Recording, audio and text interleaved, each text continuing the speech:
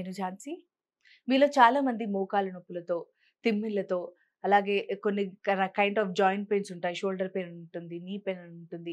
ఈ kind of pains ఏవైతే ఉంటాయో అంటే ఏ రకమైన నొప్పులున్నా, వాతమున్నా సో, వీటన్నిటికి మన ఆయుర్వేదంలో ఏదైనా చిట్కా ఉందా? ఏదైనా రెమెడీ ఉందా? అని చాలామంది అనుకుంటారు. ఎందుకంటే చాలామంది కొంతమంది ఏంటి అనంటే బయట ఏమన్నా హాస్పిటల్స్‌కెళ్తే ఏమైనా చెక్ చేసి మళ్ళీ సర్జరీ చేయమంటారేమో అని అక్కడ భయపడుతుంటారు. అసలు హాస్పిటల్ అంటేనే చాలా మటుకు భయపడుతుంటారు. ఒకరు చెప్పుకోవడానికి భయపడుతుంటారు. అలాంటి వాళ్ళు ఏంటి అనంటే అరే! మనకి ఎవరైనా ఒక చిన్న ఇంటి రెమెడీ చెప్తే బావుండు. అంటే ఏంటి అనంటే మెయిన్‌గా ఇంటి రెమెడీ కోసం ఎందుకు చూస్తారు అనంటే లైక్ బయట దానికి ఏమైనా సైడ్ ఎఫెక్ట్స్ ఉంటాయేమో! ఎందుకు ఈ పాయింటొచ్చింది అనంటే, ఈ కోవిడ్ ఇంజెక్షన్ ఏదైతే ఉందో అదేసుకున్నాక చాలా మంది భయపడ్డారు. సో, అలా దీని తర్వాత కోవిడ్ తర్వాత ఇంకా భయపడుతున్నారు. సో, దానివల్ల ఏమవుతుందంటే హోమ్ రెమెడీ కోసం చాలా మంది వెయిట్ చేస్తున్నారు. సో, మరి ఈ సమస్యకి హోమ్ రెమెడీ ఉందా? లేదా? అని మరి గత 35 సంవత్సరాలుగా ఈ ఆయుర్వేదంలో నిపుణులుగా ఉండి మంచి పేరు ప్రఖ్యాతలు సంపాదించుకున్న డాక్టర్ చిట్టిబొట్ల మధుసూదన్ శర్మ గారున్నారు. ఆయన్నడిగి మనం ఇవాళ తెలుసుకుందాం. నమస్కారం సార్. నమస్తే. సార్ మరి ఈ మధ్య కాలంలో చూస్తున్నట్టయితే మోకాళ్ళ నొప్పులు, కీళ్ళ నొప్పులు, కాళ్ళ వాతమని, తిమ్మిళ్ళని వీటితో చాలా బాధపడుతుంటారు సార్. వీటికి మెయిన్‌గా ఏంటి సార్? ఏ లోపం వల్ల ఈ విధంగా అవుతూ ఉంటుంది మనుషులకి? చాలా చాలా కారణాలున్నాయమ్మా. Okay sir. సో, ఈ రోజుల్లో ముఖ్యంగమ్మా బీ12 లోపం చాలా మందిలో కలుగుతుందమ్మా. ఓకే. అంటే బి12 లోపం ఉంటే ఈ విధంగా ఎక్కువ ఈ ఉంటాయా ఈ సార్ ఇవి? సమస్యలొచ్చేదానికి కూడా అవకాశం ఉంటుందమ్మా. ఓకే. ఓకే కాబట్టి సార్. ముఖ్యంగా ఈ ఇతర పోషకాంశాల లోపంతో పాటు బీ12 లోపం కూడా ఎక్కువ శాతం మందిలో వస్తుండడం చేతనే ఓకే సార్. మోకాళ్ళ నొప్పుల నుంచి, కీళ్ళ నొప్పుల నుంచి, నరాల నొప్పుల నుంచి, కండరాల నొప్పుల నుంచి వివిధ రకాలైన నొప్పులొస్తున్నాయమ్మా. అవును కాళ్ళు సార్. చేతులు తిమ్మిర్లొస్తున్నాయి, కాళ్ళు చేతులు మంటలున్నాయి.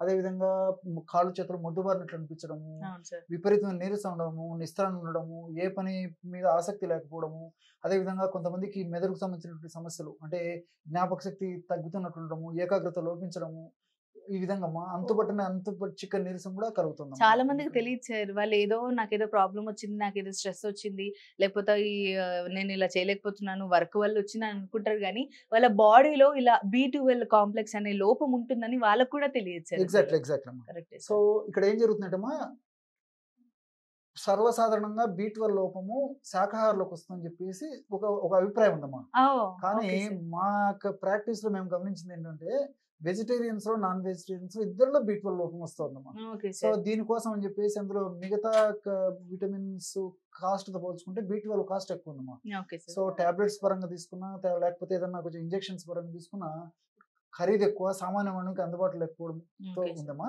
Okay so, sir. ఈ నేపథ్యంలో మరి మనం ప్రకృతిలో ఉన్నటువంటి ఔషధాలపైన మనం దృష్టి కేంద్రీకరించి ఆలోచించినట్లయితే, మరి మామిడి జీడిలో ఓకే సార్. బీ12 అద్భుతంగా ఉన్నట్లు పరిశోధనలో కూడా నిరూపణ అయిపోయిందమ్మా. ఓకే చాలా సార్. మందికి తెలియదమ్మా.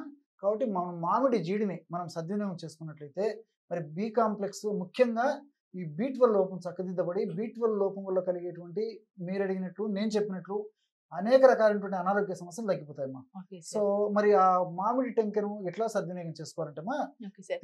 మరి ఆ మామిడి జీడి అని అంటారు సార్. కొంతమంది ఏంటంటే జీడి ముట్టుకుంటే దురదలు అలా వస్తాయేమని భయపడతారు సార్ మరి. అది సేఫే అంటారా సార్ మరి?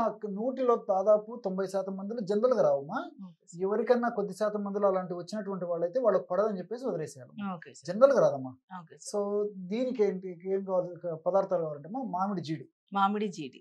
పాలు, ఓకే సార్. మామిడి జీడమ్మా. Okay sir. సో, మామిడి జీడి గూడా మనకు ఎన్ సీజన్‌లో అయితే ఈ విధంగా ఓకే సార్. పచ్చి మామిడి జీడిని మనం సేకరించుకొని, ఓకే. ఆ మామిడి జీడిని కట్ చేయడం వల్ల లోపల ఇలాంటిదొస్తుందమ్మా. Okay sir. ఈ జీడి. ఇదంతా తీసేయాలమ్మా. ఓకే. ఇదంతా తీసేస్తే ఈ బ్లాక్ ఏదైతే ఉందో దీని అదంతా చుట్టూ దాన్ని తొలగించేసేయాలమ్మా. తొలగించేసేయాలి. తొలగించేసేసి ఓకే ఈ సార్. విధంగా జీడమ్మా. లోపల ఉన్నటువంటి జీడి మనకు అవసరమైతుందన్నమాట. ఓకే ఇందులో సార్. బీ12 ఉంటుంది. Okay sir. సో, దీన్ని చిన్న ముక్కలుగా చేసేసి ఓకే. బాగా 2 రోజులు గాని, 3 రోజులు గాని, 4 రోజులు గాని బాగా ఆరిపోయిన తర్వాత నీడలో ఆరబెడితే సరిపోతుందమ్మా. Okay sir. బాగా చిన్న స్లైసెస్ ఎంత హ్మ్. పల్చగా మనం స్లైసెస్ లాగా తయారు చేసి ఆరబెడితే అంత తొందరగా ఆరిపోతుందమ్మా. ఓకే. ఎండిపోతుంది. Okay sir. దాన్ని పౌడర్ చేసి పెట్టుకోవాలమ్మా. ఓకే అలాగ సార్. తయారు చేసుకున్న పౌడర్ ఇలా ఉంటుందమ్మా. Okay sir. సో, లేనప్పుడు ఒకవేళ సీజన్‌లో మరి మామిడి పళ్ళు దొరకనటువంటి సీజన్‌లో ఏం చేయాలంటేమా, ఆల్రెడీ మనకు ఆన్‌లైన్‌లో ఈ యొక్క పౌడర్ దొరుకుతుంది. ఆహా! ఈ ఆహ్, మధ్య అన్నీ దొరికేస్తున్నాయి ఇబ్బంది సార్. లేదమ్మా. హ్మ్. కాబట్టి మనసుంటే మార్గం ఉంది. హ్మ్. సో, ఒక సీజన్‌లో మనం సేకరించుకొని తయారు చేసుకోలేకపోయినా ఆన్‌లైన్‌లో గాని, లేకపోతే ఆయుర్వేద ఔషధ విక్రయశాలలో గాని కూడా మనం మామిడి జీడిని తెప్పించుకొని వాడుకోవచ్చమ్మా. జీడి పొడి దొరుకుతుందమ్మా. Okay sir. సో రెండవది ఏంటంటే బెల్లం. బెల్లం. మూడవది వచ్చేసి పాలు. పాలు. ఈ 3 పదార్థాలతోనే ఓకే మనం ఈ సార్. B12 లోపాన్ని బెల్లం, అధిగమించవచ్చమ్మా. Okay sir. ఇది బెల్లం అమ్మా. ఓకే పాలు. సార్. ఓకే పాలు సార్. కూడా 200 ml తీసుకోవాలి. ఔషధం ఎలా తయారు చేసుకోవాలో చెప్తాను చూడమ్మా. సార్ మరి దీని తయారీ పద్ధతి మా కోసం ఒకసారి చూపించండి సార్. తప్పకుండామ్మా. హ్మ్. ముందు ఒక పాత్ర తీసుకోండమ్మా. ఓకే పాలు సార్. కాచాలి కదమ్మా. ఓకే ఒక సార్. మా పాత్ర దగ్గర తీసుకో. ఉన్నాయి సార్. ఓకే. ఇదిగోండి సార్.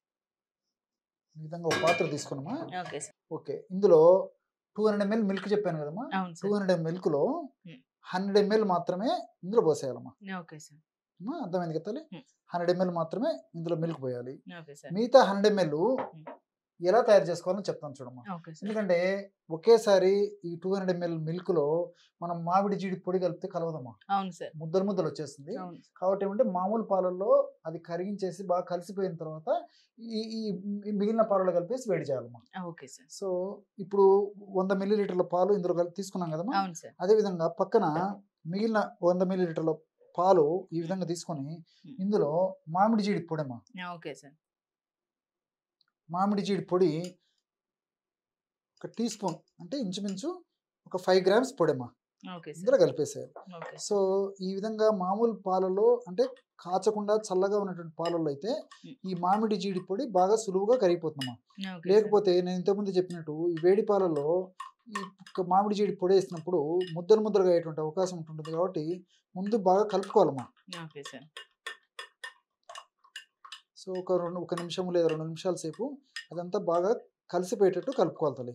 Okay so sir. ఈ మామిడి జీడిలో కేవలము B12 సంబంధించినటువంటి అంశాలే కాకుండా మరి ఇతర అనేక రకాలైనటువంటి calcium, magnesium, phosphorus, potassium, fibre ఇలాంటి అనేక రకాలైన రసాయన పదార్థాలు ఉన్నాయమ్మా. మామిడి జీడిని కేవలం B కాంప్లెక్స్ లోపం తగ్గేదానికి కాకుండా మరి ఇతర అనేక రకాలైనటువంటి వ్యాధులు తగ్గేదానికి కూడా ఆయుర్వేద వైద్యులు వాడతారమ్మా.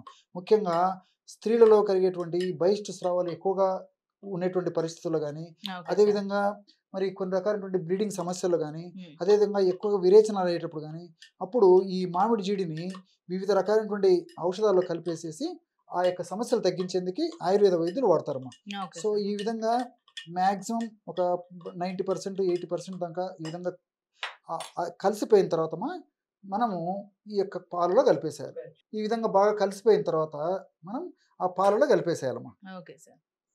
కలిపేసేసి తర్వాత ఒక టీ స్పూను లేదా ఒక అర టీ స్పూన్ అయినా పర్లేదమ్మా ఓకే సార్. బెల్లం పొడి. Okay sir. బెల్లం పొడి కూడా కలిపేసేయాలమ్మా. Okay sir. ఈ ఈ విధంగా కలిపేసేసి బాగా కొంచెం సేపు కాచాలమ్మా అంతే. Okay sir. కాచడం వల్ల ఏమైతుందంటే బెల్లం అంతా ఈ పాలలో కూడా కరిగిపోతుంది అనమాట. Okay so sir. ఇందులో బెల్లం కలిసిపోయింది, అదేవిధంగా మామిడి జీడి పొడి కలిసిపోయింది. ఓకే ఈ సార్. విధంగా బ్రహ్మాండమైనటువంటి ఈ B12 లోపాన్ని తగ్గించేటువంటి ఔషధం రెడీ అయిపోయిందమ్మా. ఓకే ఈ సార్. విధంగా తయారైపోతుంది అమ్మా. ఓకే. ఓకే చూసారు సార్. కదమ్మా. ఓకే ఈ సార్. విధంగా తయారైనటువంటి ఔషధాన్నమ్మా హ్మ్. నీట్గా ఈ విధంగా ఒక గ్లాస్లో పోసేసుకొని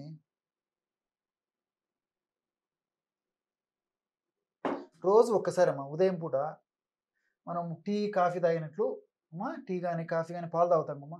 ఆ విధంగా ఉదయం పూట రోజు ఒక్కసారి, లేకపోతే సాయంత్రం పూట అయినా రోజు ఒక్కసారి, లేదా రాత్రి పడుకుంటప్పుడైనా రోజు ఒక్కసారి ఈ పద్ధతిలో సేవించడం వల్ల చాలా త్వరగా శీఘ్రంగా సత్వరమే వెంటనే ఈ B12 మన బాడీలో డెవలప్ అయ్యేసేసి B12 లోపాల వల్ల కలిగేటువంటి అనేక రకాల లక్షణాలు కూడా తగ్గిపోతాయమ్మా.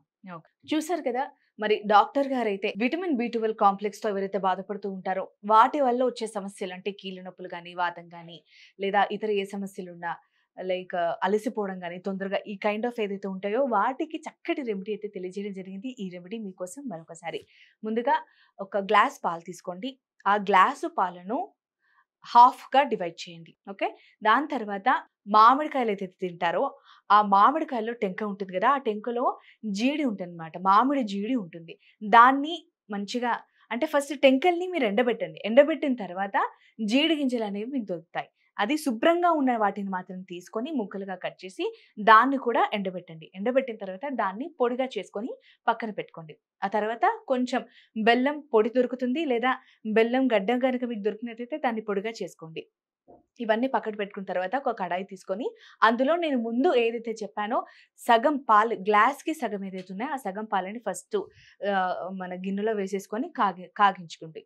దాని తర్వాత సెపరేట్ మిగిలినవి ఏవైతే ఉన్నాయో 50 అంటే గ్లాస్‌కి సగం పాలు ఏవైతే ఉన్నాయో ఆ పాలలో మనము ఇంతకుముందు చెప్పుకున్నట్టుగా మామిడి జీడి గింజలతో ఏదైతే పొడి చేసామో ఆ పొడిని కలిపేసుకోండి. ఎందుకంటే ఈ విధంగా కలపడం వలన ఆ పొడి మంచిగా మిక్స్ అవుతుందనమాట. డైరెక్ట్‌గా కాగిన పాలల్లో వేస్తే అదేమవుతుందంటే గడ్డలు గడ్డలుగా ఉండిపోతుంది. కాబట్టి సెపరేట్‌గా మనం మిగిల్చుకున్న పాలల్లో ఈ మామిడి జీడి గింజల పొడి ఏదైతే ఉందో దాన్ని మంచిగా కలిపేసుకొని ఆల్రెడీ కాగుతున్న పాలల్లో కలిపేసుకోండి. అలా కలిపేసుకున్న తర్వాత ఒక స్పూన్ అలా మనం బెల్లాన్ని యాడ్ చేసుకొని మంచిగా మరిగించేసుకొని పొద్దున, రాత్రి తాగితే గనక ఎవరైతే బి12 లోపంతో బాధపడుతూ ఉంటారో వారందరికీ మంచి ఉపశమనం లభిస్తుంది.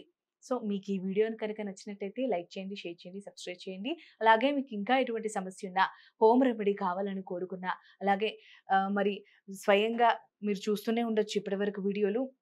డాక్టర్ చిట్టిపొట్ల మధుసూదన్ శర్మ గారు చెప్పిన రెమెడీస్ అన్నీ చాలా బాగా పనిచేస్తున్నాయి. సో, సార్ ద్వారా మీ సమస్యకి మంచి రెమెడీ దొరికేలా మేము చేస్తాం. ఇది ఇవాల్టి ఎపిసోడ్. మరొక ఎపిసోడ్‌లో మళ్ళీ కలుద్దాం. నమస్తే.